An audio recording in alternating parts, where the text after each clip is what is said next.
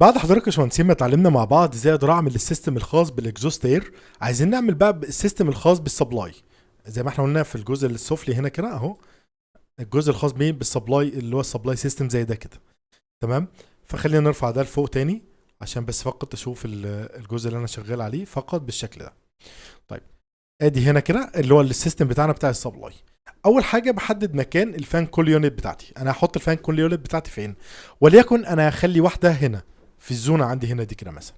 فبروح على السيستم ميكانيكال اكويبمنت، بس خد بالك احنا برضو ايه من ضمن الحاجات مثلا ان حضرتك محتاج ضغط عشان خاطر لما نيجي نتكلم بعد كده في ريفريجنت بايبنج ان شاء الله، لما نيجي نتكلم بقى ازاي هعمل سبلاي للسيستم ده. فهنحتاج يكون في عندنا ضغط، فانا برضه هتواصل مع المعماري اكلمه ان انا في النقطه دي محتاج ضغط لان دي نقطه ميته في المدخل ايه. لو عملنا ضغط مش هيأثر في حاجه، فانا محتاج ضغط هنا عشان امشي فيها المواسير بتاعتي الصاعد بالكامل. دي برضه عشان ايه نحاكي الطبيعه شويه ونحاكي المشاكل بنعملها ازاي. فانا هاجي من هنا اقول من هنا من السيستم، هاجي من هنا ميكانيكال اكويبمنت، اختار من هنا زي ما احنا قلنا حرف الاي جي، اختار حاجه اسمها اختار من حاجه اسمها الفان كول يونت بالشكل ده. ادي الفان كول يونت بالشكل ده اهو. اعمل لها بس روتيت بالسبيس بتاع المسطره، وليكن اخلي مكانها هنا اهو بالشكل ده. طيب على قد ايه مسافه قد ايه، ادي السكشن اللي انا عامله، رايت كليك ولا جو تو فيو. ادي بالشكل اللي عندنا هنا ده كده يا باشمهندسين. تعالوا نشوف احنا ممكن نحطها على مسافه قد ايه. شايفين انا عندي الراجل ده كده المسموح بتاعي لحد سقف السيلينج اهو.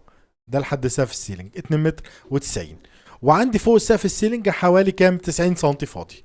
فانا الراجل ده وليكن هخليه على مسافه وليكن 3 متر و40 مثلا بالشكل ده اهو. يطلع بالشكل ده في وزن رينج يبقى كويس جدا يعني. احنا بنحاول نخلي الاتش فاك اعلى حاجه عشان البايبنج لسه هيمشي وفي حاجات تانية لسه هتمشي، ولسه هنتعلم ازاي نحل الكلاشات والكلام ده كله. بس قبل كل ده اشوف الابعاد قد ايه، يعني انا الراجل ده اشوفه من الديزاين طلع قد ايه. فطلع معايا ده متر و60 في 37. فانا همسك الراجل ده هقول له ده مثلا طلع معانا 1600 في وليكن 400 في 40 بالشكل ده عشان احاكي بس المسافه عندنا. وطلع ان هو ايه 815 مثلا اليونت العرض بتاعها، خليها وليكن 900 يعني 90 بالشكل ده. يعني احاول ايه نختلف شويه اهو. فده طلعت الوحده بتاعتي، احاول اسنطرها شويه الى حد ما اهو بالشكل ده. فدي خلاص الفان كل يونت بتاعتي اهي، فان كل يونت بتاعتي اهي بالشكل ده. طيب عملت الفان كل يونت بتاعها سعادتك، ده فين ده خد بالك في خارج وفي داخل. فانا هلف الراجل ده عشان ده ايه الخارج بتاعنا، هعمل له روتيت بالشكل ده. حلو. طيب ابعاد الضغط اللي خارج منها من الديزاين حضرتك، وليكن من الضغط اللي خارج وليكن عرضه 1 متر مثلا في هايت، وليكن احنا قلنا اصلا اليونت نفسها الهايت بتاع 40 وليكن في 30 مللي مثلا على سبيل المثال. يبقى انا كده عرفت الضغط اللي خارج مني كام. اطلع ده سنه فوق سيكه بس بسيطه كده لفوق، انا مش عايز يظهر الدور اللي فوقه. هنزل تاني بسيط تاني زي ما أنا بالشكل ده. طيب يبقى انا كده عملت اول حاجه، حددت مكان الفان كول يونت بتاعتي. عايز ارسم السيستم الخاص بالضغط بقى، فاروح زي ما احنا عارفين من سيستم هقول له من هنا كده الضغط، واختار زي ما احنا قلنا اللي انا مظبطه. اول حاجه عندي الهايت بتاعه. طب ما فيش مشكله ارسم اي حاجه وبعد كده نظبط موضوع الهايت. طيب من الديزاين وليكن طلع معانا ده خد بالك المخرج بتاعه متر، وليكن طلع معايا في اول جزئيه وليكن 1 متر في 30 سم بالشكل ده. اروح جاي اعمل له من هنا كده اهو. ده كده اول جزئيه طلعت معايا ومكمله معايا 1 متر و30 سم بالشكل ده. طيب بعد كده قلت شويه، بس قبل ما تقل شويه نظبط الايه الهايت. طيب انا عايز اظبط هنا، هاجي من هنا اقول له موديفاي الاين، هاجي على السنتر، بص شايف السنتر او الخارج اهو بتاعه، واروح جاي اعمل بالشكل ده. خلاص انا كده ايه ظبطت الضغط بتاعي. ممكن اروح جاي ماسك الضغط، اروح جاي يا دوبك رابطه بالمكنه اللي عندنا، بالفان كول يونت اللي عندنا. خلاص الموضوع انتهى. شايف خلاص الموضوع انتهى. بس طبعا ده مش صح. ان انا الافضل ان انا اخرج من هنا بدرو دكت، هو اوتوماتيك هيرسم لي دكت متر في 30. حلو الكلام ده. وبعد كده اروح جاي رابط ده بقى اهو، شايف اهو رابط ده. ارجع تاني كنترول زد. اللي يبقى ايه المشكله؟ المشكله عند سيادتك ان حضرتك ما حددتش ده ايه، انت عامله اكزوست. احنا لا، الراجل ده سبلاي اير عشان يظبط معانا. ايوه كده يظبط معانا. فانا لما امسك ده بده هتلاقي يظبط معانا. طيب حلو الكلام، حلو الكلام، عشان هو مثل ابعاد واحده. تخيل ده مثلا لو كان اقل شويه، لو كان مثلا 90، بص بقى هو اوتوماتيك يعمل لك الفيتنج ويعمل لك كل حاجه. شايف، هو عمل لك الفيتنج وكل حاجه، بس انا هخليه نفس البعد. ليه بقى؟ احنا عندنا دايما يا باشمهندسين لا يفضل ان انا اربط على طول بالفان كول يونت، تمام؟ فبنعمل حاجه اسمها فليكس، فليكس هنا عشان خاطر ايه؟ امنع الاهتزاز بتاع الوحده ان هي تنطلق للضغط اللي موجود عندنا، وده بتتعمل في الشيرل فوق يعني في التشيرل. فخلينا برضو هنا نشوف ازاي ممكن نقدر نعملها هنا برضو. هروح هنا من سيستم حاجه اسمها دكت اكسسوارز، في عندنا حاجه اسمها فليكسبل كونكشن، شايفين اهو، هو ده اللي انا قصدي عليه. ادي الفليكسبل كونكشن. اولا اخليه نفس الارتفاع بتاعنا هنا، ده 3 متر و60، همسك الراجل ده اخليه 3600 اولا اهو عشان يطلع معانا هنا اهو. الابعاد بتاعته دي اهم حاجه عندنا، الابعاد بتاعته كام؟ هنخليها 1 متر، الضغط ويتس اللي خارج 1 متر، الهايت بتاعه 300 بالشكل ده اهو. شايفين؟ نحاول نقلل بقى شويه بالشكل ده، وندي للضغط مسافه شويه يقدر يتحكم فيه اهو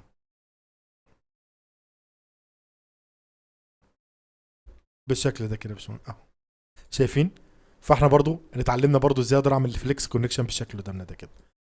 طيب الراجل المحترم ده وليكن مكمل معانا لحد هنا كده عشان اظبط بعد كده الشغل بتاعنا، وبعد كده اقول له ايه؟ برودكت، ولكن الابعاد بتاعتنا قلت شويه، وصلت وليكن ل 70 اهو، وصلت ل 70 لحد هنا بالشكل ده، وبعد كده وصلت وليكن لحد 55 في 30 برضو، عايز اقلل برضو اقدر اقلل، وهلف بيه وليكن مكمل معانا لحد هنا كده. يعني احنا بنرسم ايه؟ رسم، حضرتك انت فهمت الموضوع عباره عن ايه. طيب نفترض بقى الجزء اللي الراجل ده اللي داخل جوه، احنا دلوقتي عايز اعمل ايه بقى؟ عايز دلوقتي انا دلوقتي ههوي الطرقه بتاعتي، هعمل تكييف للطرقه بتاعتي، وفاضل للغرف دي. غرفه زي دي انا شايف ان انا محتاج هنا طبعا وليكن ادي مخرج والتاني، وعايز ريتيرن للهواء عشان يرجع يبرد تاني من هنا وهنا. فانا محتاج اير تيرمينال، فهاجي برضو على الاير تيرمينال واضغط اي جي. اسلام جميل. في عندنا هنا ايه؟ اكزوست، احنا خلاص خلصناه. الفريش ايه؟ لا، انا عايز بقى عندي يا باشمهندسين اهو، ادي عندي السبلاي، الاير سبلاي. الشائع عندنا عشان السقف في السيلينج ده 60 في 60، فانا بختار 60 في 60 ونك 30 في 30. دي اول حاجه، ده عشان السبلاي. وليكن انا هخلي السبلاي بتاعي هنا بالشكل ده، وبعد كده اعمل له الاين عشان اظبطه مع سقف السيلينج بالشكل ده. وتاني حاجه مهمه جدا اظبطه مع مين؟ مع من هنا كده اقول له جو تو فيو مع السيلينج اللي موجود عندي، تمام؟ فهاجي ابص عليها احنا وراح فين اهي بالشكل ده كده. شايفين؟ انا عايز يطلع فوق هنا، وليكن على، هقول له من هنا كده انوتيت سبوت اليفيجن، اجيب الراجل ده 7 متر و10، او ان انا اقيس من هنا لحد هنا يطلع 2 متر و90. فانا همسك الراجل ده واقول له 2000 2900 2900 انا اسف بالشكل ده. وانا طبعا مش عايز يكون فيه ايه؟ بلونيوم بالشكل ده اهو. تعال نبص في ال 3 دي، ادي الاير تيرمينال بتاعتي عادي خالص جدا اهي، واقول له من هنا كده كوبي، انا محتاج في الغرفه دي ادي واحد، ومحتاج في المكان ده واحد كمان هنا بالشكل ده اهو. بعد كده اعمل الاين لو انا حسيته مش مظبوط، الاين بالشكل ده. وبرده يا باشمهندسين محتاج اقول له من هنا كده كوبي، من هنا كده، واجيبه هنا، واجيبه هنا برضو عند نفس الايه الخط. محتاج يا باشمهندسين عندي ايه؟ عندي المخارج بتاعتي اهو بالشكل ده. هروح جاي ماسك الراجل ده، هختار بدل السبلاي، هختار من هنا، هقول له من هنا كده اي جي عشان يجيب لنا بس الفاميليز اللي انا مدخلها. ادي الريتيرن ممكن اخليه من الريتيرن، وفي عندي هنا ادي السبلاي ديفيوزر، ادي الاير ريتيرن، ادي الريتيرن اير ديفيوزر. هختار برضو 60 في 60 نك 30 في 30، واشيل البولونيوم بالشكل ده. وبعد كده اقول له ام اي ماتش، امسك ده واروح جاي اعمل من ده ماتش. يبقى انا عندي 2 سبلاي و2 ريتيرن بالشكل قدامي ده كده. عايز ابدا ادخله من هنا كده، فانا اقول له ده كرييت سيميلر عشان يختار نفس المنسوب. وليكن يا باشمهندسين اللي داخل عندنا وليكن عرضه 40 مثلا على سبيل المثال في 20 بالشكل ده. من هنا كده طالع 40 في 20 وليكن لحد هنا كده بس، وبعد كده رجع يقل تاني وليكن بقى 30 في 20 مكمل معانا لحد هنا. وبص بقى لما اجي اطلع هنا يا باشمهندسين، امشي شويه بعيد عن الخط ده شويه. ليه يا باشمهندس؟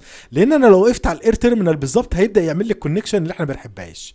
ايه هي؟ هنشوف دلوقتي. لو انا جبت مثلا الراجل ده، تعالوا نجربها هنا على دي، ورحت جاي واقف عند السنتر بالظبط، شايفين بيعمل الكونكشن اللي هو الايه، الشكل ده. احنا طبعا ما بنحبش يكون الشكل ده.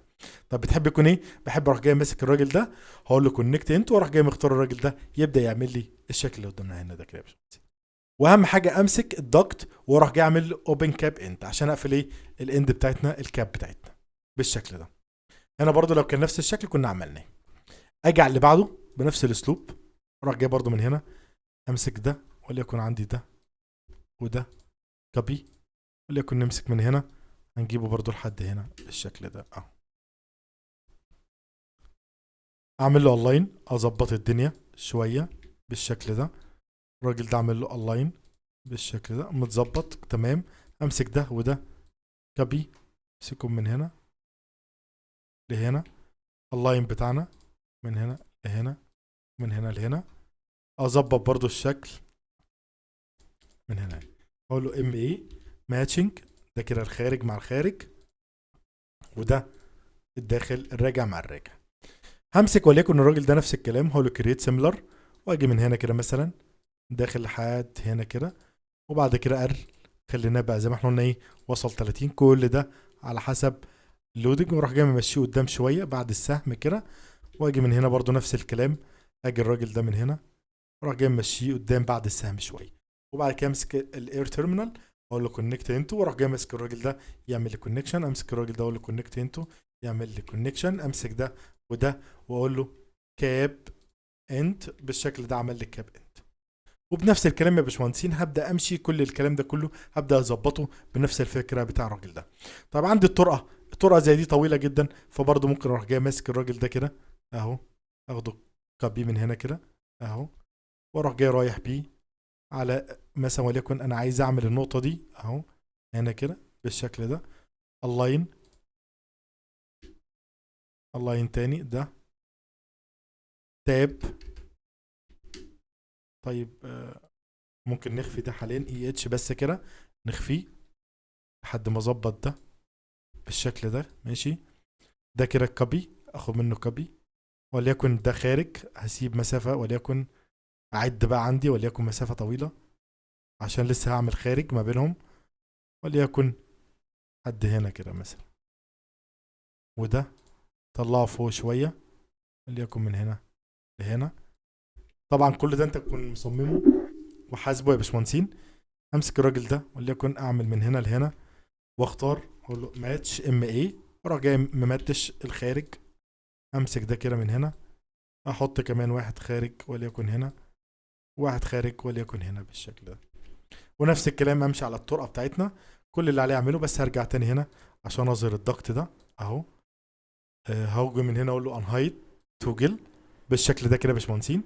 هاجي بقى على هنا، هو باين خلاص شكل الاير تيرمينال لسه من الخارج اهو، واروح جاي ماسك اقول له كونكت انت، واروح جاي ماسك اعمل له كونكت هنا. ده خارج كونكت انت، واروح جاي ماسك الراجل ده.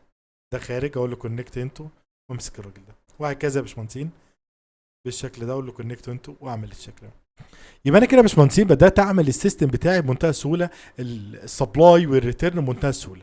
مكان زي ده لو لقيته بعيد قوي جدا عن الفان كول يونت دي، ممكن اروح جاي اعمل كمان واحده زي دي، وطبعا بيكون لها ابعاد جديده، تكون ابعاد مختلفه عنه، فبروح جاي من هنا وليكن بعمل واحده تانية هنا، او الفها بالشكل ده من هنا كده، الفها زاويه 90 واعمل لها الخارج بتاعها، وكيف الوحده دي لوحدها بضغط يخرج كده من هنا، ويكيف المنطقه دي لوحدها عادي خالص جدا يعني ماشي. طيب المنطقه بتاع السيرفر روم اللي عندنا هنا دي منطقه السيرفر روم، وده السيرفر روم. طبعا ما ينفعش المنطقه دي بتبقى لازم يكون التكييف شغال 24 ساعه تمام، فما ينفعش اربطه على المركزي ده، لان لو ربطته على المركزي يبقى انا مجبر اخلي الراجل ده شغال 24 ساعه. فانا ممكن اعمل ايه هنا، اروح جاي مخليه السيستم ده، اروح جاي مخليه سبليت لوحده عشان برضه نتعلم مع بعض ازاي اتعامل مع السبليت يونت. فهاجي من على السيستم هقول له من هنا ميكانيكال اكويبمنت، اول حاجه اعمل الايه اي جي عشان اجيب بس الوحدات العنمه. فانا بعمل حاجه اسمها اندور وول ماونتد عشان اختار الوحده اللي هي الاندور عندي بالشكل ده، او بمنتهى السهوله اهم حاجه عندي اشوف المنسوب بتاعها. فانا اخترت يا باشمهندسين يكون سبليت يونت عشان برضو نتعلم السيستم بتاع السبليت. فهختار من اول جو تو فيو عشان اشوف بس ايه الارتفاع المناسب في الغرفه دي. تعالوا نشوف كده شكلها عامل ايه. فين تاني؟ هي اقول له من هنا كده اختارها. من هنا هي راحت فين؟ اختفت ولا ايه؟ طيب خلينا بس نحدد السكشن يكون فقط عند المنطقة. معلش انا اسف. السكشن انا المفروض اقلبه معذرة بالشكل ده. فهاجي ابص. ادي الوحدة بتاعتنا بالشكل ده كده يا باشمهندسين. هبص على السقف السايت لحد قد ايه، منسوب قد ايه. احنا عندنا لحد 2 متر 90. فانا الراجل ده وليكن اخليه على منسوب وليكن 2 متر و60 بالشكل ده. المهم اسيب 2 متر ونص. المهم اسيب حوالي 10 سنتي عشان خاطر الراجع بتاع التكييف. فانا خلاص لقيت المكان ده مظبوط وكويس جدا. اروح جاي ماسكه تاني الراجل ده من هنا، اعمل كوبي واروح جاي واخد للغرفه اللي جنبه الموجود عندنا هنا بالشكل ده كده. يبقى انا كده عملت برضو السبليت يونت برضو الموجود عندي.